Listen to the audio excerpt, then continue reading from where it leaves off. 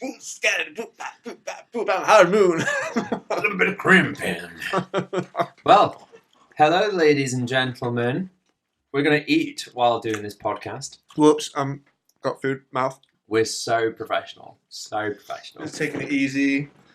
We're just chilling in the man cave. Slow ride. We're just, in a man cave, just chilling. Just having a chill out. And how are you, Sam? I'm good, Ben. How are you?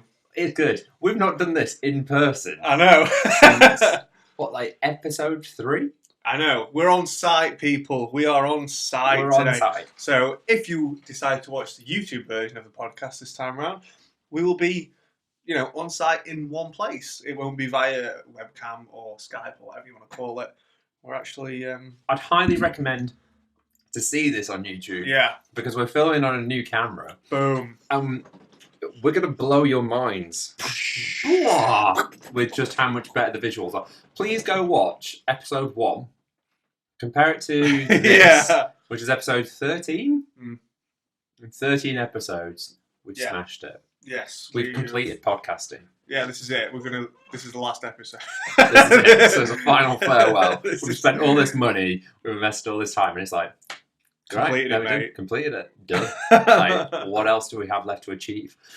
So in this week, we are now into February. Thank God, because that was the longest month ever. It was, wasn't it? It never ended. January. Yeah, January.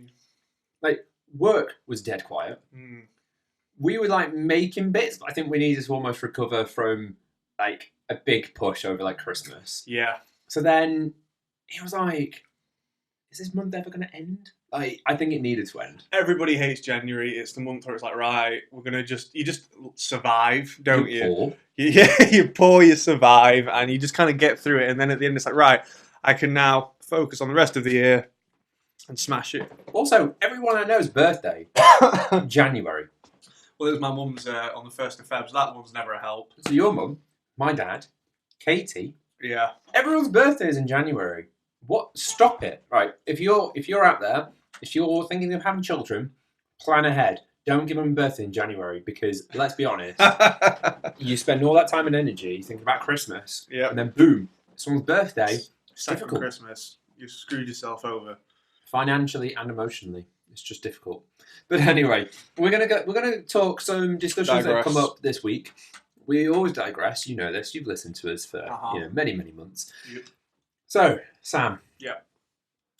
Why is it that Liverpool have made their title-winning season the most boring in Premier League history? Well, Ben, I will explain this to you because from my perspective, and I actually told you this, I said the other day, and people might be surprised by this actually, coming from a Liverpool fan. See, last year, the title race was... There's going to be people who thought, but City were always going to win it. But actually, it was completely neck and neck until the last day. And then this year, Liverpool have literally just won it already.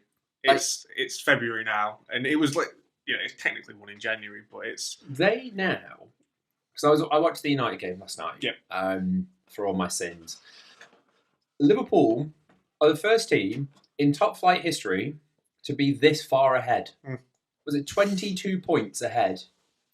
22 points. I can't even imagine. I bet 22 points combines the rest of the league together. Yeah, they're probably on double what 4th place on, I imagine. They've done what PSG have done in the French league, to the French league, and what Juventus have seemingly done to the Italian league. They're just farmers market leagues, and unfortunately, the Premier League this season is a farmers market league. Well, it's all because City made everybody a lot more worse than them, and then one team managed to actually on par with them, and stick with them. And what I was going to say was the surprises for me. Yeah, it's kind of it's not the most entertaining season from an unbiased standpoint. It's we've won. It's done. It's kind of oh, right, yeah, Liverpool plays today. Shall I watch it? Well, they're going to win. So no, there's no drama to it. No, there's not. There's no drama. It's the kind of... I imagine... hate Liverpool right now. Yeah. I mean, well, yeah, they do because Liverpool had a stonewall penalty. Firmino got brought down by Southampton. That's not the story everyone's talking about. It's the penalty after that Southampton should have got, which I thought should have been a penalty. But it's the only way they've got a story this year is by probably turning it against Liverpool. So, I don't know. It just so happens that the year they have won it, I think they've made everybody else suffer because they haven't won it for 30 years. Right, we're going to do it in the most annoying way possible. Which is to bore We're going to make United fans support City. Yeah. We're going to not lose. We're not going to lose. You're going to annoy all the Arsenal fans. Yeah. So you're going to annoy Arsenal fans. You've annoyed City fans because they're just like, well, why aren't our team doing this? Yeah. United fans are like, wow, we had to go off and support City for a year. And then they went and won it anyway, like 3 months later. Yeah. Like, kudos to Liverpool. It's unbelievable. It's the only thing that I'm kind of like is intriguing me at the minute is the unbeatable streak that Arsenal, the 40, which I never thought would get beat. No. You know what I mean? I thought, God, it's going to be ages until we see that. I thought City were going to do it. Yeah, that's true. Of their years. But then, obviously, Liverpool beat them, and they may return the favour in like 7 games' time or whatever it is. Fingers crossed. Let's hope not. Just like United beat Arsenal to beat their streak. Yeah, I know. City beat Liverpool. Difficult. But in other sporting news, it's actually been quite a sad week, I think. Yeah, that's true. In a big star, in a sport that I don't think we particularly versed in because we're British. We're British. Even though I was the official photographer for a basketball team for a year. Kobe died. Yeah, Kobe Bryant and his 13-year-old daughter, like 11-year-old daughter. I think there was other people as well involved. And there was a lot of people. Yeah, it's like the Leicester City one. It's, it's a tragedy. It was crazy because we were recording loads of stuff, myself and Guy, for the podcast. We were watching the Royal Rumble, and Guy didn't even know. Literally, I was sat at home waiting to go to Guy's because my girlfriend was getting ready, and I was like, "Oh my God!" Like I think I knew on Twitter before. I saw someone go. It's coming through on Twitter. It's TMZ or something. It was TMZ. TMZ. Someone retweeted TMZ and went, "I don't believe this yet." Yeah.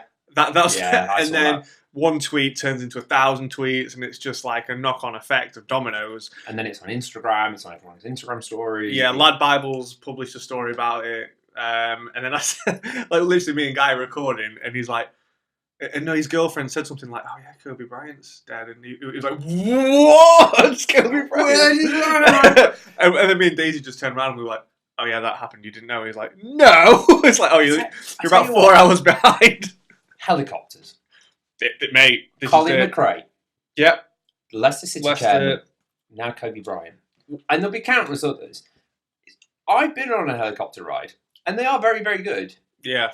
Not anymore. I always wanted to do one maybe in New York or something like that, but now I don't want to do it. People who use them on a regular basis do not seem to have a great time with helicopters. Well, I was talking to one of my friends in America via WhatsApp, and because obviously there's a time difference and stuff, so I don't know whether he's awake or whatever, and I sent it, and he was, awake or whatever, and because it was obviously like quite late in the day in England. Time is it? Yeah, it was like 5 hours, so he was, it was middle of the day there, and he was like, the dude got on him like after every match.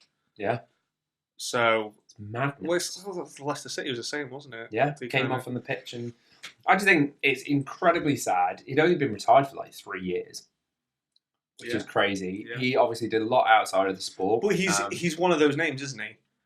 Let's just try it off the top of our heads. You've got Michael Jordan, LeBron James, Kobe Bryant, and I think there's maybe one other that I'm missing. James. But But the fact that we can't even recall it. But we knew who. You know who those megastars are. I wonder what it's like. Let's say Americans, what do they know about English football? Like Wayne Rooney. Well, they call it soccer. Yeah. Yeah. So they don't know anything. Who are their names, like, of the England team now? Like Harry Kane? Or... They won't know that. Marcus Rashford? No. Jordan Henderson? Definitely not. Like... Whereas David Beckham, if you said to an American, English football, David Beckham. Oh, yeah. They go, David Beckham, because he came over to LA. They still probably think, bless them, that Man United are still the best. Probably. one of my friends, I went over and stayed in LA on one of my holidays a few years ago, and she was like, "Oh, but Manchester United are their best." I'm like, okay, no. 7 years. Let's all break this down. Like, we've won an FA Cup and a Europa. And then the weirdest thing ever, we went out for a drink at this bar. It was this bar, and it had like 100 different like ales on one row. Nice. And there was an Everton fan watching a game, and I was like, weird. I was like, in LA, Everton's bigger than people think. They were a big team in like the 70s. It was in what's it called? Not Rocky. Creed #1. Because Tony Bellew was in Creed 1 as the bad guy. And they did and he's from Liverpool and he supports Everton, and they made this big thing in Creed 1. And now we've got loads of American fans. Like Everton. But yeah, so on the back of that, Neymar this week also in his last match got booked for both having pink hair, which is utterly ridiculous. Neymar, sort your life out. That's going to be a new FIFA face. And yet they still won't give some Liverpool players updates on their faces. But Neymar will get one next week. But Neymar will get one in a week. Thanks. And because he rainbow flicked over an opponent, because, in Farmers League, he got booked for showboating. That's crazy. For those who don't know what a rainbow flick is, it's basically where you use both your feet to throw it from behind you, back over your head and over the player in front of you, pretty much. It's ultimate Neymar, trick. But it's actually, I think it's almost got Neymar a bit of...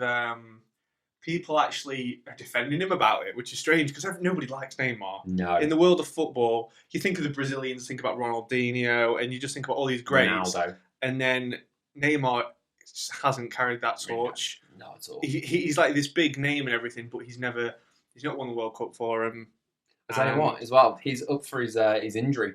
He's up for his February injury, where it's his sister's birthday. So expect him disappear. Yeah, he does it, and it's a weird thing. It's like for the past 5 years, Neymar's been injured around the time of his sister's birthday. Every time. And 3 or 4 years the teams that he's then played for have been knocked out of major tournaments because he's not playing, and he's just on the sidelines, I'm injured. So okay. Champions League's coming up. And so sideways. See, we so on flow. Yeah. Talking about champions. Ping, ping, ping. The worst human in the history of histories has recently won his 8th Australian Open. Obviously, Ben is upset about this one. That's Novak Djokovic. The most arrogant human being to have ever graced a tennis court. He has just won his 17th Grand Slam, and if I could put a bounty out for his legs, I don't want the guy dead. You just want it. I just don't want him to have the quick ability to use his legs, right? Or something just like a knee, just like someone crashing into him, just with a car, just kind of just sideswipe him, just a little bit. So he's not his hand or wrist or forearm I don't know. I just really don't like the guy. When you compare him to the likes of Roger Federer and Rafael Nadal, who are just the two gods of tennis, this guy is he has that aura about him, which isn't a good one. Like Serena Williams. Serena Williams, you can't deny how brilliant she is at tennis. But she's such an awful human being. I remember watching, she won the Australian Open a few years ago, and the way she celebrated, I was just you're so American. What did you do? It was just I don't even, when you can't physically describe something. Right. But it's just the way that somebody does something. Okay. You're just was there much need for that? Well, she's probably won everything a million times, so I'm guessing she just acted like it was no big deal. No, it was worse. It was she was shouting. She was yeah! Oh, really? Yeah! And the opposite. And it was complete opposite. And I was the way that it was so disrespectful to her opponent. Yeah, okay. And I see what you're saying. It was just so distasteful. But Djokovic, I'm just not a fan.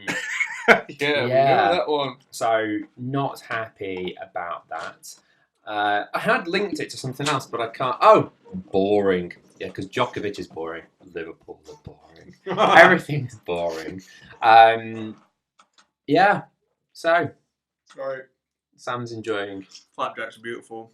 Those flapjacks are tasty. There's so much butter in them. I know. Collectively, I can imagine that the floor is just going.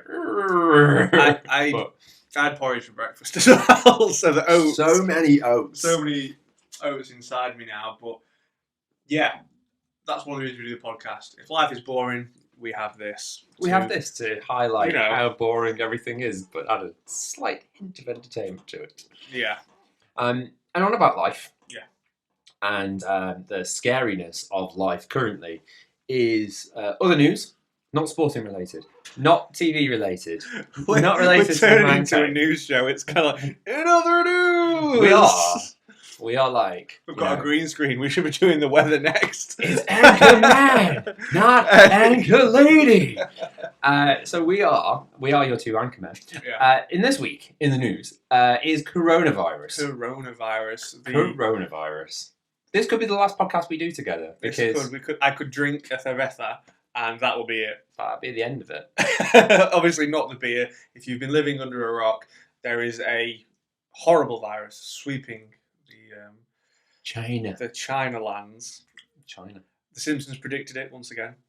The Simpsons are incredible. I don't know, was it you I was talking to about? I think there's a formula behind it. I think if we watch The Simpsons and we watch all the times that there has been something that's happened that they predicted, there's probably a formula and we can figure out what's going to happen next. Yeah, it'd be like E equals Y equals to the S to the M.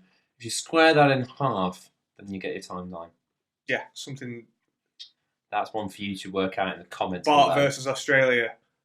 That's the next one. See? The frogs and the kangaroos. Calling it right now.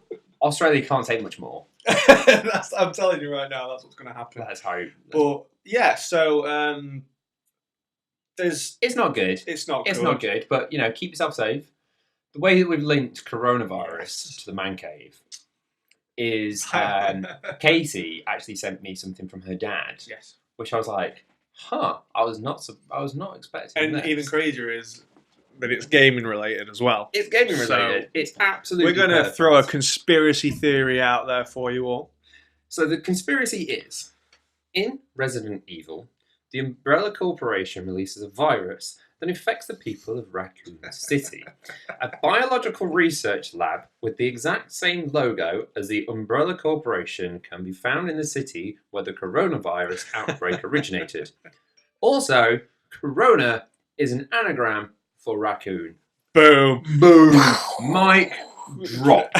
So basically... I was going to drop a phone and there's not... Hideo Kojima, famous gaming director...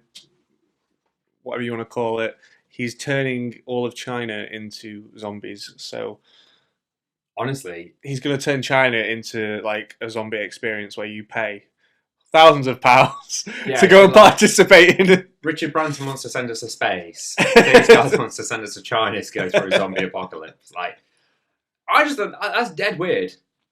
That is dead weird.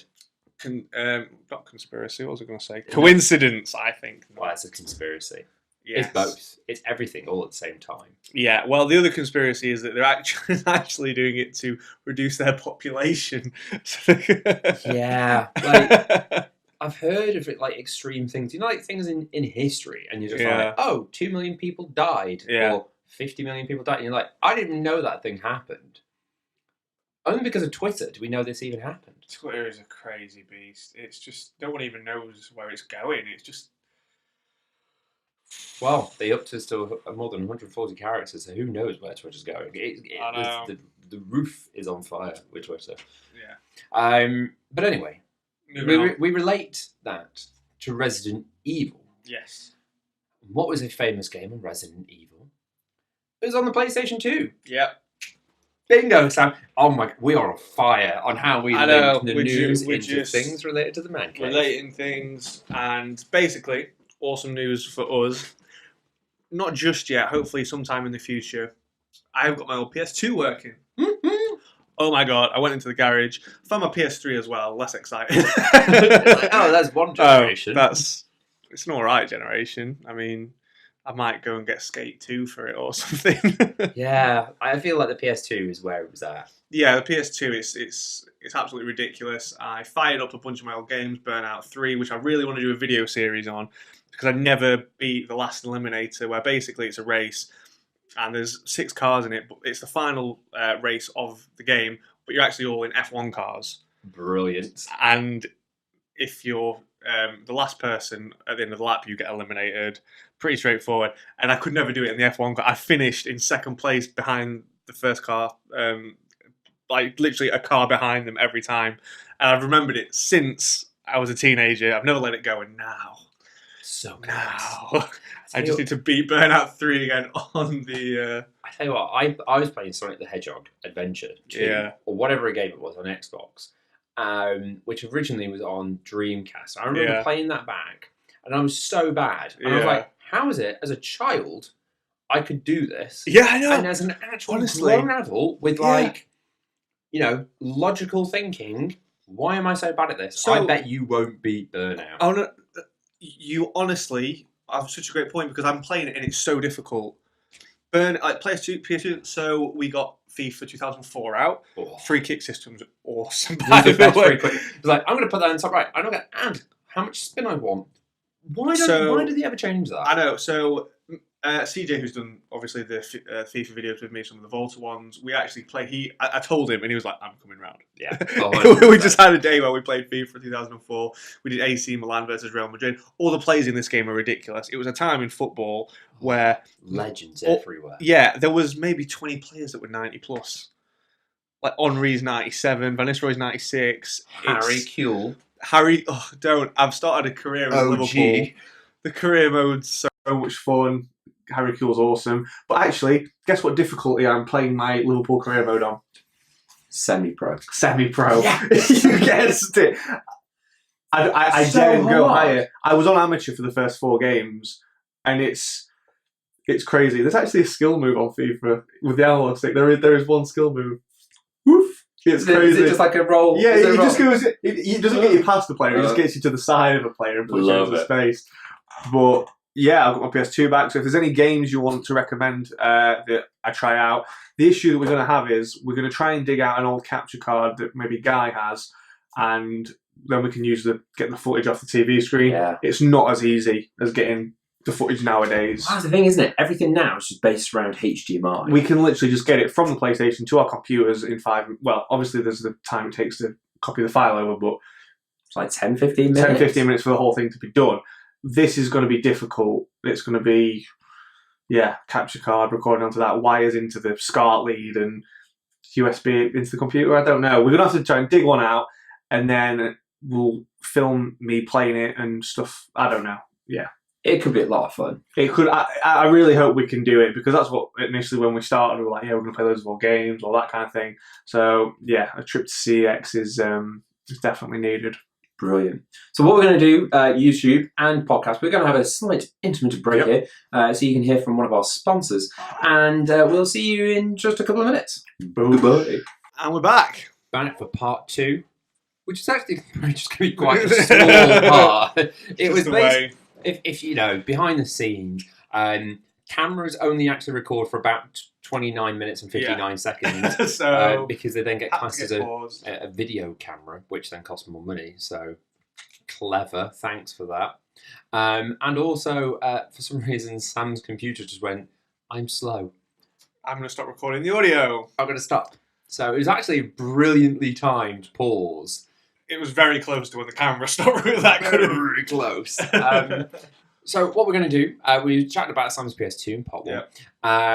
So we're going to round it off kind of with a few films and just a pondering question, which maybe we bring into next week. I think that could be quite cool. Yeah.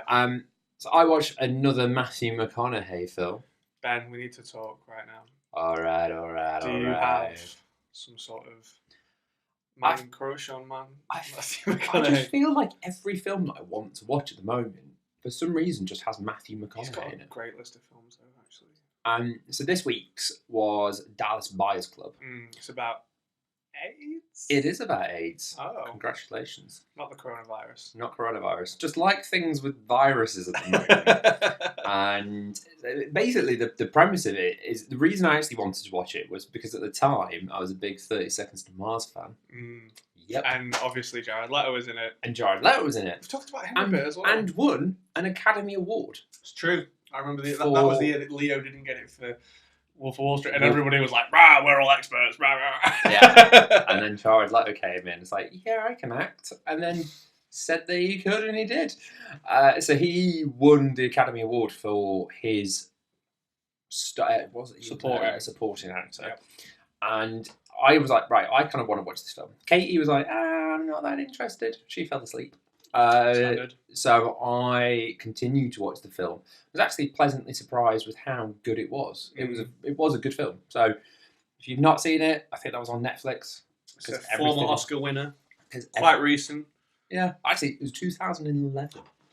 Dead Oh, old. don't say that. Dead old. Actually, it might be more recent, like 2014. Yeah, it was. It was the other one that we was finished uni. 2011. It was the year we finished 2014. So that's how I judged the rest of my life. The it's year like, I finished uni. when did I finish university? Like school, I can't remember what years I was at school. 2009, because the Leeds Festival. Yeah. Finished, and then 11 college. for college, and then it was obviously 14 for uni. But And after that, it's just It's it's a blur. a big blur. In 2024, we'll have been out of uni 10 years. Don't say that. Oh god, that's a horrible thing. Oh, I've got to make sure in 4 years I am somewhere. Wow. Otherwise, yeah. Moving on. Moving on, we're going to be full-time podcasters. Dreams crushed. Yeah, so segue into another film that is more recent, that is coming out, that We spoke about on the top 100 grossing films of all time we did. podcast, And it is the latest of the Fast and the Furious. which neither of us really pay that much attention to. Not at all. It's not for us. Will this film do as well as its predecessors? Probably not. I think this is literally just This is cash cow now. This is literally the state of cash cow. They're churning out anything that's left in it. They're draining out the extra money. You had the Jason Statham, The Rock spin-off Yeah. that they somehow butchered some money out of. This is the ninth. Is this like 9th, 10th? I don't even know. I don't even know what number it is. But the reason that we're interested, and we had some sort of vested kind of like, oh my god, look how funny this is. They're going to save the series, Ben. You know how they're going to save it? Go on. The only man Hey man. that can save it. What? The man you can't see. The prank phone call that everybody's watched on YouTube. Bush. It is the man that can. It is John Cena. John Cena, weighing at 295 pounds. The leader of Thugonomics. who's got a great car collection, which is probably why he's in the film, Yeah. because he's actually a big car guy. But Yeah. The thing that drew me to John Cena in this film wasn't his acting skills, which are impeccable, of course, but it was his giant hands. in the trailer. Please, anybody, go on Google, type in John Cena Fast and Furious, see him on the theatrical poster, and just look at the size of his hands compared to... Because this guy's massive. Oh my god, his arms are bigger than our head. But, like, his hands are the size of his arms, which don't make any sense. Ben, how can you see him? It's because his hands are so big, so big. you can't see his face. It's absolutely incredible. So, That's probably the biggest movie that's going to be coming out soon. Recently, obviously at the cinema, there's been like 1917 and stuff. In February coming out, I think we've touched upon it before. There's the Harlequin movie, yeah, Sonic in February, but that's it. So, which were both on. Both Margot Robbie and Jim Carrey were on Graham Norton this week, promoing saw that. There was a thing both about of those films. Yeah, and it was not a very great episode until your nemesis, Lewis Capaldi, came on. I'm sorry, Sam. That bloke smashed that TV show apart. He's so funny. No, but and he was so awkward. And no, but it's just brilliant. I think he's kind of. It's like we get it now. It's like it's part of an act. It's more than just like, yeah, I get that, you know, that's who he is and that's his personality and how he's funny. But it's like he gets interviewed and he can see it in his head. He's like, right, how can I be as most common Scottish and awkward as possible in this interview to make people laugh? It's kind of annoying me now. He made me laugh, Sam. I know, but it's like when he's getting interviewed at the Grammys and stuff. He's just been awkward on purpose now, and you can see the cogs going in his head, and you're just like, look, I would do it as well. If I was in his position, I'll tell you what, I would Joey do Essex has made a career Exactly. out of playing a persona. I've said on the podcast before, Lewis Capaldi's music career, it'll probably turn out to be all right. He's had this big song and everything. I think he's just going to be a comedy TV show host in 5 or 6 years. Telling you. Big shout. Look at Rita Ora. Yes, she still releases music, but who really, like, you know, knows anything about it? She's on the Masked Singer. She's a host. That's what Lewis Capaldi's going to be. I'm telling you. Huge shout. It's Huge gonna shout, happen. Sam. I've told you right now, it's going to be Bart versus Australia is the next coronavirus, and Lewis Capaldi TV show host. You heard it here first. Telling you you. heard it here first.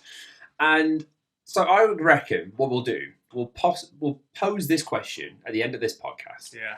And it leads as a segue into our next one. Nice. We'll We'll follow next. it up. And the big question, and I think Sam saw it on Reddit or Twitter, one of the forms of media that we have, is rumours about Grand Theft Auto 6. Yeah, it's the biggest game in the world. Huge. Massive. GTA 5, which came out on the PS3, is still, when I went to Sainsbury's the other day, in Still the top 10 for being bought. How is that possible? It's the online element. They nailed. It always comes up as an advert on my Instagram feed. It's like, hey, why didn't you come on Grand Theft Auto this weekend? We'll give you some more. I'm like, that's still a thing. It's crazy. It's huge. So much you can do. People don't even play it. It's not. What people need to understand is they're not playing it because it's like GTA, like the story. When I've been on that online, you can race in a random car and fly through the air and do all these random challenges, and it's not GTA anymore. It's just online. It's kind of like the world of Ready Player One, and it's like the first step I think we've made into that, where it's just an online hub where you go. You can have your apartment that's like when we had PlayStation Home on PS3. Oh, that was an untapped, beautiful market. That was basically, if you've seen Ready Player One, the movie, that was kind of like what that was, but it never took off. And GTA has just basically put that in their game. Yeah, they had the platform. They're gone, that would be cool. We're just going to put it in our game. We're going to take PlayStation Home. You get to make your guy. You can have an apartment in LA or wherever the game is set. And the big question is, it kind of came up with, obviously, Red Dead Redemption 2 came out last year? Yeah. The year before. Last year. Mate. 2019? Wait, yeah, 2019, yeah. Yeah? Yeah, 100%. And huge game, massive game. Awesome, absolutely awesome, but they've not nailed the online on that. Not nailed it like GTA. And the big question is, have Rockstar peaked? I think this is the question. So have they peaked? And we'd love to know what you think. Yeah. So tweet us, Instagrammers, and comment on below, because that's where the comments are. Will GTA 6 be as big as GTA 5? Is GTA 5 too big? Is it the biggest game of all time? Will it completely surpass our expectations? Nobody knows. When will you get a PS5 or an Xbox Series X? Rockstar Games, it's one of those where when it comes out, you will book time off work, you will sit down, and it's got that special feeling that you have when you buy a new game when you know it's going to be good. They just nail it every time. Can they nail it again? Can they nail it again? GTA 6? I don't know if they can. Well, that's how we're going to end. Yeah, with that. This is maybe what we do. We leave it on a bit of a cliffhanger and keeping people wanting to come back for more. Yeah, that's it. Well, it's been a pleasure. Thank you for inviting us into your ears, your homes, your lives, your earpods, your cars, anywhere that you consume podcasts. And we will see you when we film something next. In the Man Cave. In the Man Cave. We'll see you in the Man Cave. Bye.